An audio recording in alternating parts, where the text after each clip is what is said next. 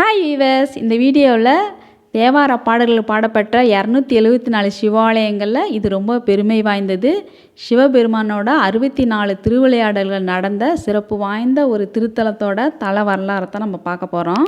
பாண்டிய நாட்டு தலங்கள்லே நம்ம திருவேடகத்தில் போய் சிவபெருமானை வணங்கிட்டு வந்தாச்சு. அதுக்கடுத்து திருப்பரங்குன்றத்தில் அமைஞ்சிருக்கிற சிவபெருமானை வணங்கிட்டு வந்தாச்சு. இப்போ மதுரைக்குள்ளே வந்திருக்கோம். இந்த மதுரைன்ற பேரே இலக்கியங்களில் கடம்பவனம் அப்படின்ட்டு தான் இருந்திருக்கு. கடம்ப மரங்கள் நிறைஞ்ச ஒரு அடர்ந்த பகுதியாக தான் இருந்திருக்கு. கடம்ப மரங்களெல்லாம் சரி பண்ணிவிட்டு அதுக்கப்புறம் தான் ஆலயம் வந்திருக்கு. அதுக்கு ஒரு தல வரலாறு இருக்குது. அது என்னன்றதை இந்த வீடியோவில் பார்க்கலாம். பாண்டிய மன்னரான குலசேகர பாண்டியன் மணவூர்லேருந்து தான் பாண்டிய நாட்டை ஆட்சி பண்ணிட்டு இருந்திருக்காரு.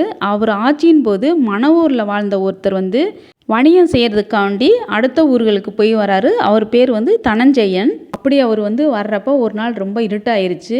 அவர் வந்துட்டுருக்க வழியில் அதிக கடம்ப மரமாக இருந்திருக்கு. அந்த அடர்ந்த காட்டுக்குள்ளேருந்து அவர் வெளியில் வர முடியல. அப்போ அந்த இரவே அந்த கடம்ப வனத்துக்குள்ளே தங்கியிருக்காரு. தங்கிட்டு காலையில் எழுந்திரிச்சு பார்க்குறப்போ ஒரு அழகான ஒரு பொய்கை இருந்திருக்கு. அதில் நீராடிட்டு பார்த்துருக்காரு. அந்த இடத்துல ஒரு சுயம்பா தோன்றின சிவலிங்கத்தை பார்த்துருக்காரு. சிவலிங்கத்தை பார்த்த மாத்திரத்தில் அவர் வணங்க ஆரம்பிச்சிட்டாரு. வணங்கிட்டு அன்னைக்கு இரவு அந்த இடத்துல தங்கியிருக்காரு. அப்போ தான் அவர் ஒரு அதிசயத்தை கண்டாரு. தேவலோகத்தில் இருக்கிற முனிவர்கள் எல்லாருமே ஒரு சிறப்பான பூஜையை அந்த சிவலிங்கத்துக்கு பண்ணி ஆடல் பாடலோட ரொம்ப சிறப்பாக கொண்டாடியிருக்காங்க. அவர் அன்று இரவு பூராமல் அதை பார்த்துட்டு அடுத்த நாள் காலையில் குலசேகர பாண்டியனிடம் தான் கண்ட காட்சி எல்லாத்தையுமே சொல்லியிருக்கிறாரு. சிவபெருமான் அடுத்த நாள் இரவு குலசேகர பாண்டியன் கனவுல ஒரு முனிவர் போல போயிட்டு இந்த இடத்துல இருக்கிற கடம்ப வனத்தெல்லாம் சீர்திருத்திட்டு ஒரு கோவில் கட்டுறதுக்காண்டி ஆணையிடுறாரு. அதன் பேர்லேயே குலசேகர பாண்டியனும் சிவபெருமானின் கட்டளைப்படி அங்கே ஒரு ஆலயத்தை எழுப்புறாரு. சிவபெருமான் கங்கணமாக கட்டியிருந்த பாம்பை அவுத்து விட்டுருக்காரு. அது வட்ட வடிவமாக தன் வாளை வாயால் கவ்விட்டு இருந்திருக்கு. அந்த வட்ட வடிவமை எல்லையாக வச்சுட்டு இந்த கோவிலை அமைச்சிருக்காங்க. அதனாலே நாகம் தன் வாயால் கவ்விட்டு இருந்த இந்த எல்லையை காட்டி கொடுத்தனால இந்த ஆலயத்துக்கு ஆலவாய் அப்படின்ற இன்னொரு பேரும் இருக்குது. கோவிலோட சிறப்பு என்னன்னு பார்த்தீங்கன்னா 4 பக்கம் கோபுரம் இருக்குது. கோபுரங்கள் பார்த்திங்கன்னா ரொம்ப பெரிய பெரிய கோபுரமாக இருக்கும். இது வடக்கு கோபுரம். நம்ம அதை தாண்டி ஒரு ரவுண்டு சுற்றி வந்தோம்னா இது மேற்கு கோபுரம். இந்த மேற்கு கோபுரம் அந்த நடுவில் தெரியுது தங்க கோபுரம், மீனாட்சி அம்மன் இருக்கிற கோபுரம். அதுக்கடுத்து கிழக்கு கோபுரம் மேற்கு கோபுரம் சுற்றிட்டு அப்படியே நம்ம கிழக்கு பக்கம் வந்துட்டோம். கிழக்கு பக்கம் தான் தேர் நிற்கிது.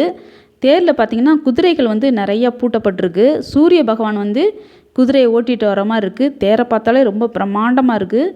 இந்த தேரில் இருக்க சிற்பங்கள்லாம் அவ்வளோ ஒரு கதையை சொல்லும். 2 புறமே துவார பாலகி இருக்காங்க. அவங்கள பார்த்துட்டு அதுக்கடுத்து ஸ்ரீ அஷ்டலட்சுமி மண்டபம் இருக்குது. அதுக்குள்ளே போனோம்னா நம்ம அம்பாளையும் தரிசனம் பண்ணிக்கலாம். அதுக்கடுத்து சிவபெருமான் ஆலயமும் இதுக்குள்ளே போய் தான் போகணும். அவரையும் நம்ம வணங்கிட்டு வெளியில் வந்துடலாம். மதுரையின் மைய பகுதியில் அமைஞ்சிருக்கு. அதனால நீங்கள் பஸ் ரூட்லாம் பார்த்தீங்கன்னா எந்த சைட்லேருந்து வேணாலும் வந்துடலாம். சிற்பங்கள்லாம் ரொம்ப அருமையாக இருக்கும். கோபுரங்களுக்கு மேலே எந்த கட்டடமே இங்கே இருக்காது. மதுரையை பொறுத்தவரையிலும் பார்க்கறக்கு ஒரு சிறந்த ஒரு சிவாலயம். அது இல்லாமல் மதுரை மீனாட்சி அம்மனோட வரலாறு இருக்குது. எப்பொழுதுமே இந்த ஆலயத்தில் கூட்டம் நிரம்பி வழிஞ்சிக்கிட்டே தான் இருக்கும். தூங்கா நகர்னே மதுரைக்கு பெயர் இருக்குது. அம்மன் சன்னதிக்குள்ளே போயிட்டால் நிறையா வரலாறை சொல்லும் சிற்பங்களும் சிலைகளும் இருக்குது. அதை பார்த்துட்டு நம்ம சிவபெருமானுக்கும் தனியாக உள்ள ஆலயம் இருக்குது. அங்கே போய் வணங்கிட்டு வெளியில் வர்ற இடத்துல 64 திருவிளையாடல்கள் நடந்த அந்த சிற்பங்களும் அழகாக வச்சுருப்பாங்க. பார்த்து எல்லாத்தையும் நம்ம வணங்கிட்டு வரலாம். மீனாட்சி அம்மனோட வரலாறு என்னன்னு பார்த்தீங்கன்னா மதுரையை ஆண்ட மலையத்தூச பாண்டியனும் காஞ்சன மாலைக்கும் யாக குண்டத்திலேருந்து தோன்றினவங்க தான் மீனாட்சி அம்மன். ஒரு கன்னியாக இருந்திருக்காங்க. அவங்க பேர் வித்யாபதி. அவங்க பார்வதி தேவி மேலே அளவற்ற பக்தி கொண்டவங்க. தேவியை எந்நேரமும் அவங்க பூஜை பண்ணிகிட்டே இருப்பாங்க. அப்போ அம்பிகையே தனக்கு பொண்ணாக பிறக்கணும்னு சொல்லி அவங்க வரம் கேட்டிருக்காங்க. அப்போ கடம்பவனத்தில் போய் அவங்கள பூஜை பண்ண சொல்லியிருக்காங்க. அந்த கடம்பவனத்திலே இருந்து அவங்க தவம் பண்ணியிருக்காங்க. அப்போ அடுத்த ஜென்மத்தில் அவங்க சோழ நாட்டில் ஒரு அரசியாக பிறக்கிறாங்க. அவங்க தான் காஞ்சனமாலை. காஞ்சனமாலை தான் மலையத்தூச பாண்டியரை திருமணம் பண்ணிக்கிறாங்க. அவங்க திருமணம் பண்ணதுக்கப்புறம் அவங்களுக்கு குழந்தை இல்லை. அதனால ஒரு யாகம் பண்ணுறாங்க. அந்த யாகத்தில் தோன்றினவங்க தான் மீனாட்சி அம்மாள். தேவியே தனக்கு வந்து குழந்தையா யாகக்குண்டத்துலேருந்து வந்திருக்காங்க. அது இல்லாமல் 3 தடாகங்களோட பிறந்திருக்காங்க.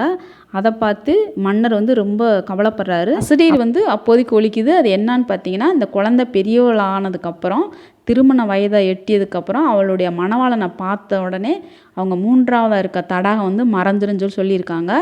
அதனால இவங்களுக்கு தேவையான போர் பயிற்சியெல்லாம் கொடுத்து எல்லா நாட்டுகளையும் ஜெயிக்கிற அளவுக்கு அவங்களுக்கு திறமையை வளர்த்து விட்டுருக்காரு. அவங்களும் சிற்றரசுகளெல்லாம் வென்றுட்டு கைலாய வரலும் போயிருக்காங்க. கைலாயத்தில் போய் சிவபெருமானோட கனபூதங்களோடலாம் சண்டையிட்டு அங்கேயும் ஜெயிக்க ஆரம்பிச்சிருக்காங்க.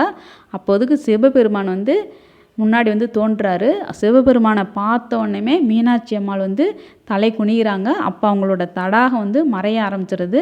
அப்போ இவர் தான் தனக்குரிய மணவாளன்னு சொல்லிட்டு சிவபெருமானை வந்து கல்யாணம் பண்ணிக்கிறாங்க.